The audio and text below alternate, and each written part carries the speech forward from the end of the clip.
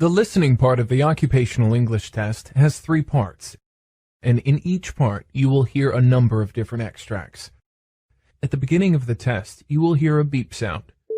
You will have time to read the questions before you hear the extracts. You will hear each extract once only. You have to complete your answers as you listen.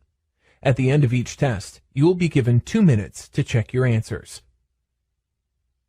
Part A. In this part of the test, you will hear 2 different extracts. In each extract, a healthcare professional is talking to his patient. For questions 1 to 24, complete the notes with the information you hear. Now, look at the notes for extract 1.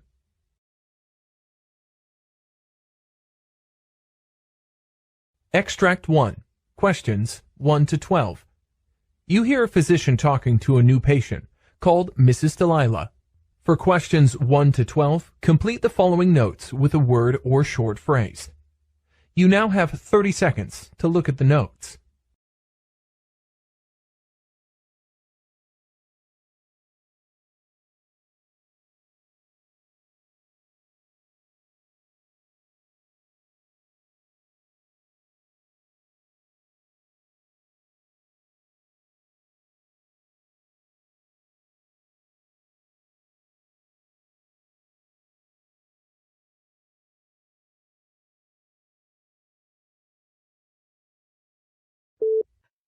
Good morning, doctor. Good morning.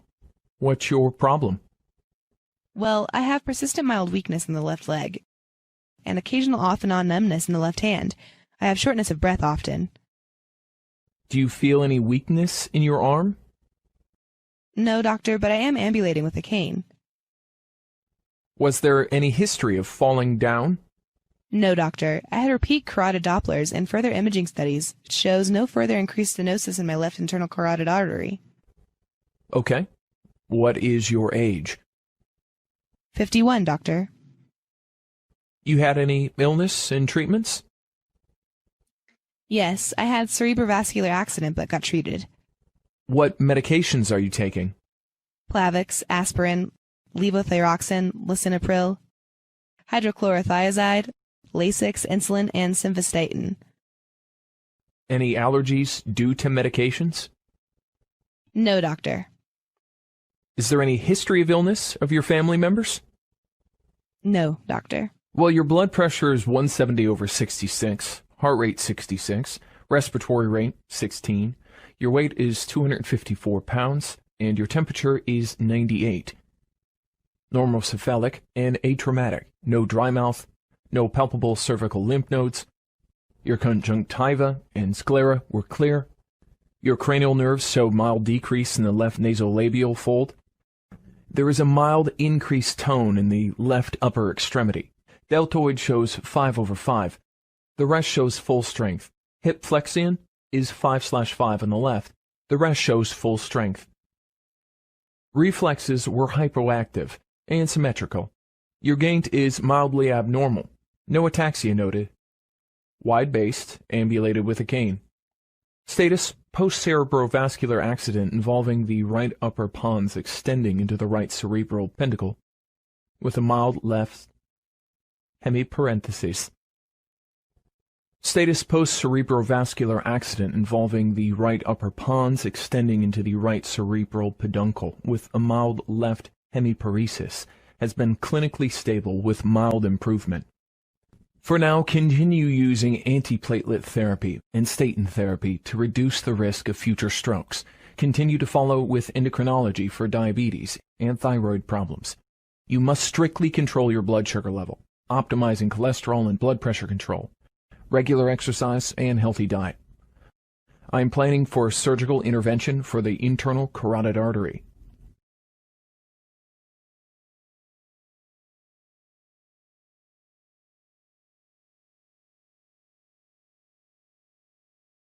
Extract 2. Questions 13 to 24. You hear a physician talking to a patient. For questions 13 to 24, Complete the following notes with a word or short phrase.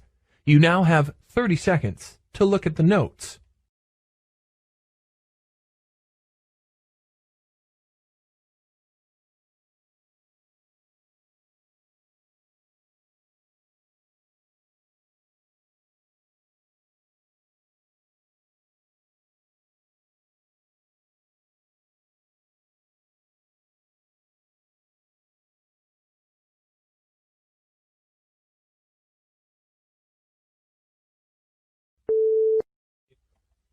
Hello, doctor. Good morning. Good morning. Please be seated. What's your problem? Well, I have been facing this problem with respect to tonsils for many years. I have throat pain. Do you feel any difficulty in swallowing? No, doctor, but I have got this habit of snoring loudly. Do you get sleep apnea episodes? No, doctor. Often, I am a mouth breather, especially at night times, doctor. What's your age? 17. I had 3 bouts of tonsillitis this year. On an average, I get about 4 bouts of tonsillitis per year. Okay. Have you had any illness, treatments, or surgeries earlier? Yes, I had a cholecystectomy. What medicines are you taking now? Nothing, doctor. Is there any family history of illness? Well, my sister has ear infection. Rest of my family members have history of cancer, diabetes, heart disease, and hypertension. Well, your physical examination results show your pulse is 80 and regular. Temperature is 98.4. Weight is 184 pounds. Your tongue, lip, floor of mouth are noted to be normal. Oropharynx does reveal very large tonsils measuring 3+ or 4+. They were exophytic. Mere examination of the larynx reveals some mild edema of the larynx. You have enlarged tonsils. You have developed chronic angiotonsillitis with angiotonsillar hypertrophy, upper respiratory tract infection with mild acute laryngitis. You have obesity issue.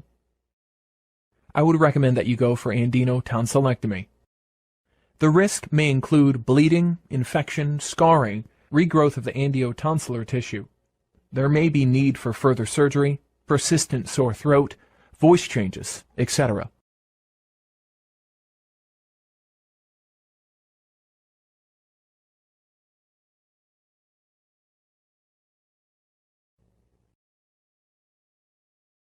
This is the end of Part A. Part B, questions 25 to 30.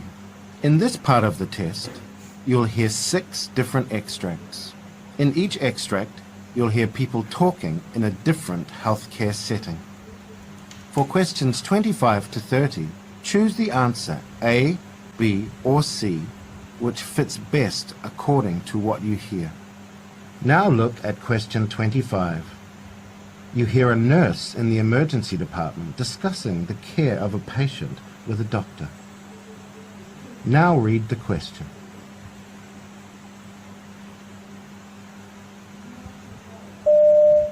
So, who have we got here? This is Adam King. He was brought in with a dislocated shoulder. He has Marfan syndrome, so we've seen him before with this.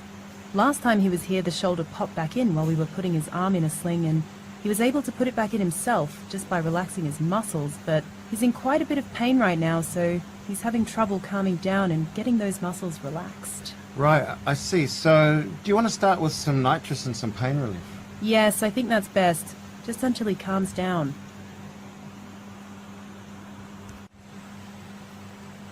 Question 26. You hear a trainee doctor discussing a patient diagnosis with a tutor. Now read the question.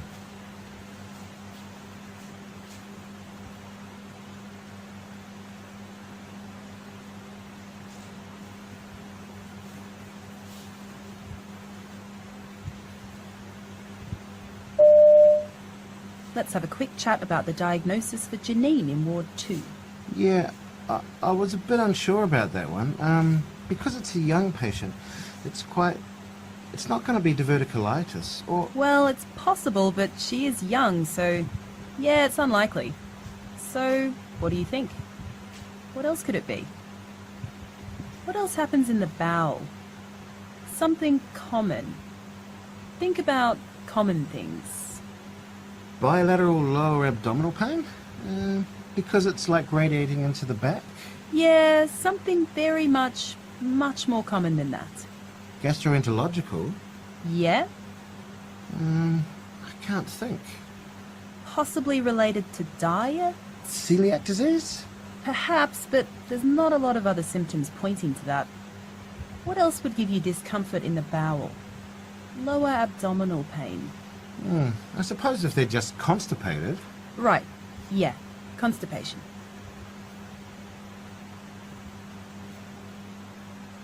Question 27. You hear a hospital nurse briefing a colleague about a patient recovering from elective surgery. Now read the question.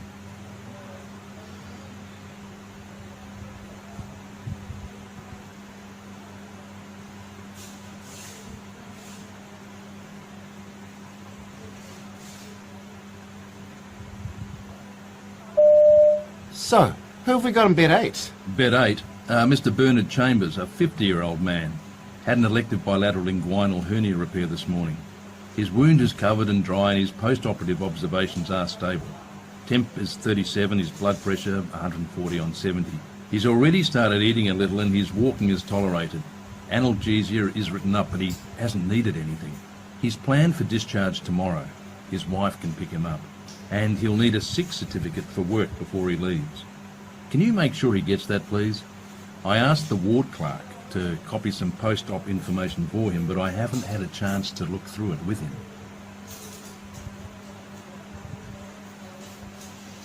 Question 28. You hear 2 hospital managers talking about an information session for people who want to do voluntary work. Now read the question.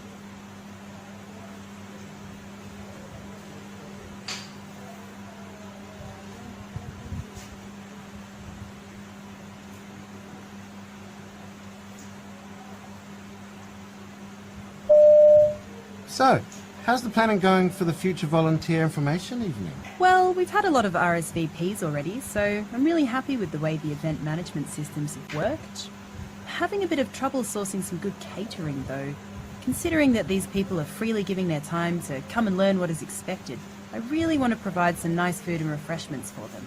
Have you got any contacts you like using? Yeah, look, that's right. It's a small thing we can do for those participants. I'll tell you what, I'll ask around my team for some recommendations for something a bit special. Great, thanks. I really appreciate it.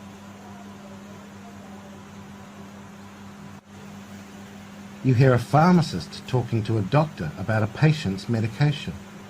Now read the question.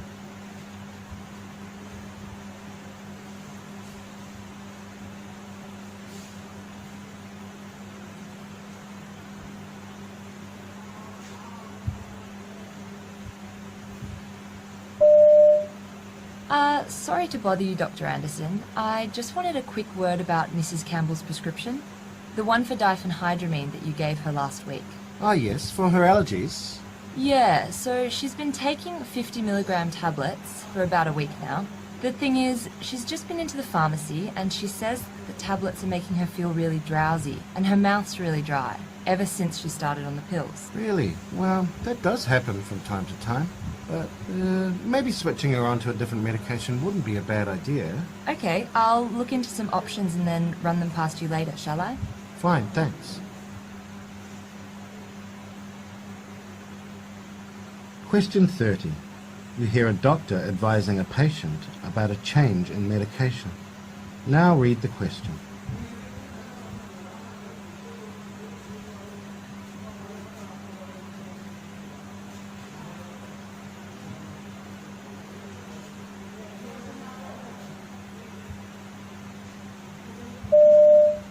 Now the good news is that I don't think that antibiotics are going to help, so we don't need to think about those. And what I'll be advising actually is, from now, I'll be advising to start with a daily antihistamine.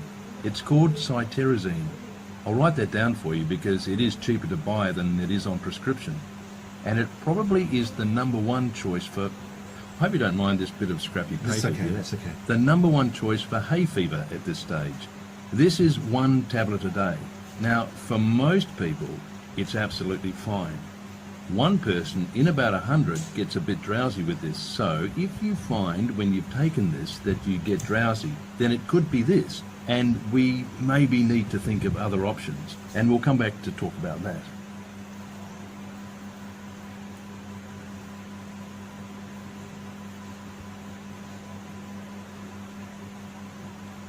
That is the end of Part B. Now turn over and look at Part C. In this part of the test, you'll hear 2 different extracts. In each extract, you'll hear health professionals talking about specific aspects of their work. For questions 31 to 42, choose the answer A, B or C, which fits best according to what you hear. Complete the answers as you listen to the audio. Now look at Extract 1. Extract 1, questions 31 to 36. You hear the doctor briefing his staff about the pathology report. You have 90 seconds to read questions 31 to 36.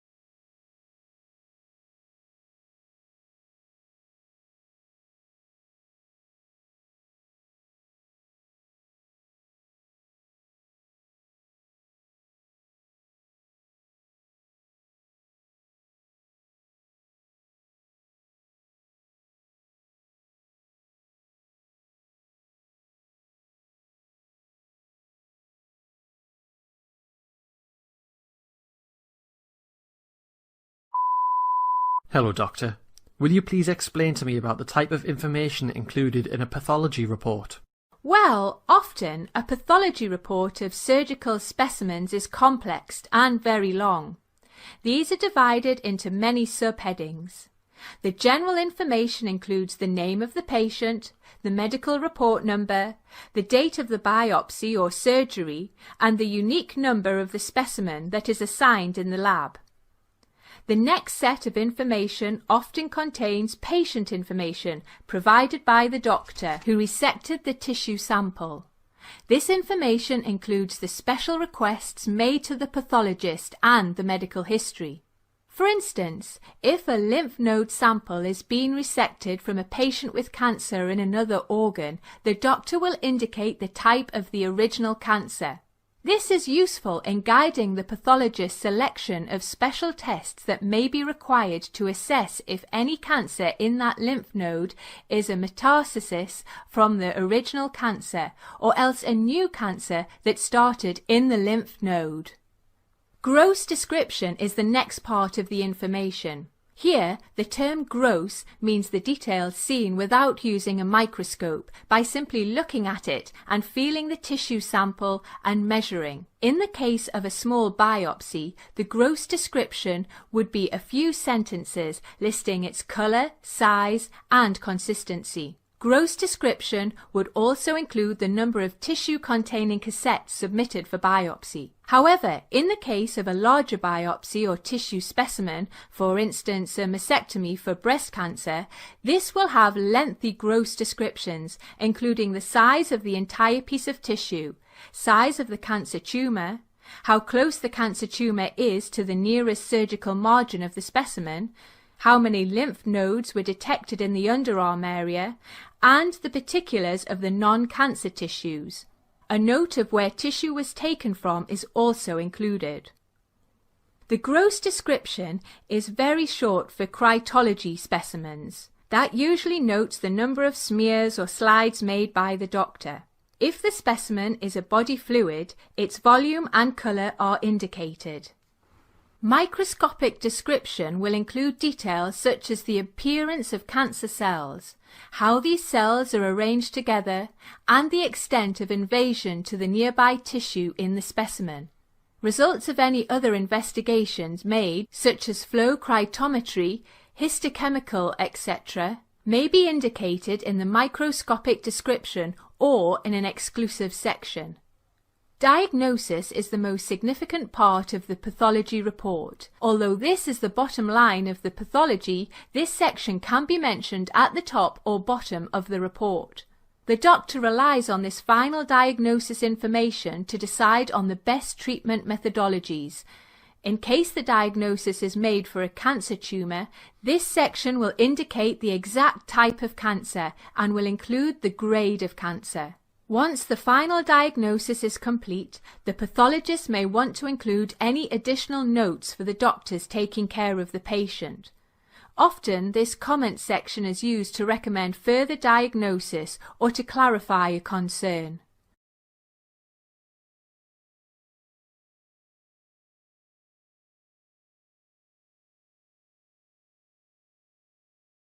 Now look at Extract 2, questions 37 to 42. You hear the doctor giving a lecture to the junior doctors on lung carcinoid tumours. You have 90 seconds to read questions 37 to 42.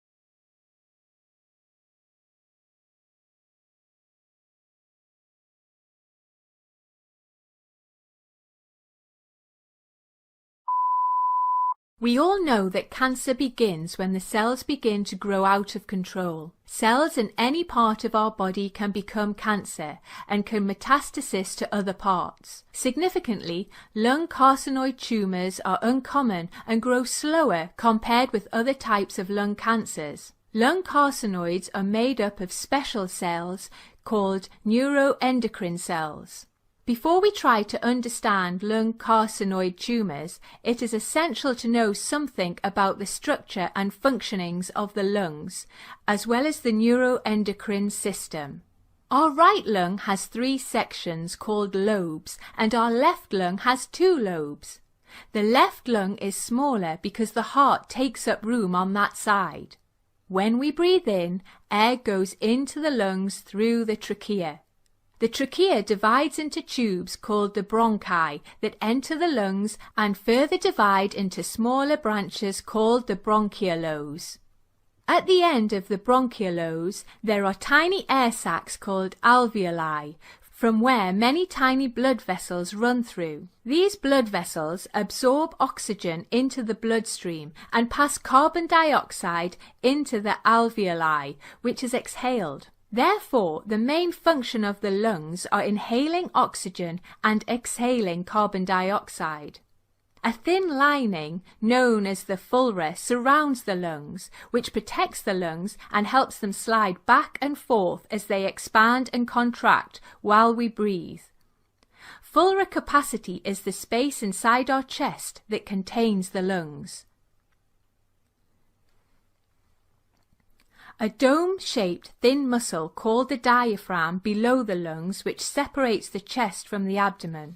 Therefore, while we breathe, the diaphragm moves up and down, forcing the air in and out of the lungs. Lung carcinoid tumours develop from the cells of the diffuse neuroendocrine system, made up of the cells that are similar to nerve cells and hormone-making endocrine cells. These cells do not form an actual organ like the thyroid or adrenal glands.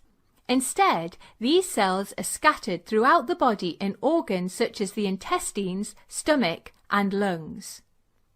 Neuroendocrine cells secrete hormones such as adrenaline and similar substances. This may help control airflow and blood flow in the lungs and may help control the growth of other types of lung cells. Neuroendocrine cells may detect the oxygen and carbon dioxide levels in the air we breathe and then discharge chemical messages to help the lungs adjust accordingly. For instance, people living at higher altitudes will have more lung neuroendocrine cells because of the decreased oxygen level in the air they breathe. At times, lung neuroendocrine cells undergo certain changes, causing them to grow big and form tumours. These are known as neuroendocrine cancers. Lung carcinoid tumours are a kind of neuroendocrine tumour. However, neuroendocrine tumours can form in any part of our body. Stomach is another common site for neuroendocrine tumour formation. There are 4 different types of neuroendocrine lung tumours. Starting with the aggressive growth of the cancer, the 4 types are small cell lung cancer, large cell neuroendocrine carcinoma, atypical carcinoid tumour, and typical carcinoid tumour.